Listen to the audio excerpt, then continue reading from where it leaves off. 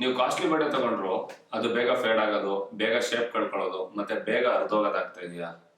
Reason simple, ನೀವು ಆ ಬಟ್ಟೆನ ಒಗಿಬೇಕಾಗಿರೋದಕ್ಕಿಂತ ಜಾಸ್ತಿ ಸತಿ ಒಗಿತಾ ಇದ್ದೀರಾ. ನೀವು ಪ್ರತಿ ಸತಿ ಒಂದು ಬಟ್ಟೆನ ಒಗ್ದಾಗ ಅದ್ರ ಫ್ಯಾಬ್ರಿಕ್ ಏನಿರುತ್ತೆ ಅದು ಸ್ವಲ್ಪ ಸ್ವಲ್ಪನೇ ಬ್ರೇಕ್ ಆಗ್ತಾ ಬರ್ತದೆ. ಸೊ ಅದಕ್ಕೆ ನಿಮ್ ಬಟ್ಟೆಗಳ ಬಾಳಿಕೆ ಬರ್ಬೇಕು ಅಂದ್ರೆ ನಿಮ್ಗೆ ಬಟ್ಟೆನ ಯಾವಾಗ ಒಗಿಬಾರ್ದು ಅನ್ನೋದು ಗೊತ್ತಿರ್ಬೇಕು. Number 1 in the list, T shirts ನ ಪ್ರತಿ ವೇರ್ ನಂತರ ಒಗಿಲೇಬೇಕು ಅನ್ನೋ ರೂಲ್ ಇಲ್ಲ. ನೀವು ಜಾಸ್ತಿ ಬೆವರಲ್ಲ ಅಂದ್ರೆ ಈಸಿಯಾಗಿ 2 to 3 ಟೈಮ್ಸ್ ಅದನ್ನ ವೇರ್ ಮಾಡ್ಬೋದು.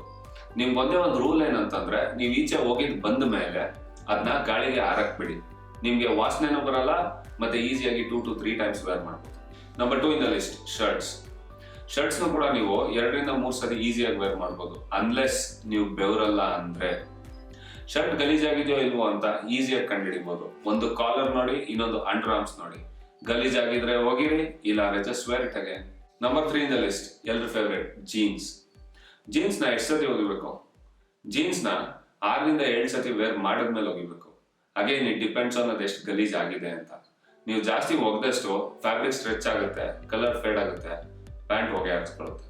Number 4 in the list, jackets ಮತ್ತೆ ಔಟರ್ ವೇರ್ಸ್. ಜಾಕೆಟ್ಸು, ಹುಡೀಸು ಮತ್ತೆ ಕೋಟ್ಸ್ ಇದೆಲ್ಲ 2 ರಿಂದ 3 ವಾರಕ್ಕೊಂದ್ಸತಿ ಒಗಿದ್ರೆ ಸಾಕು.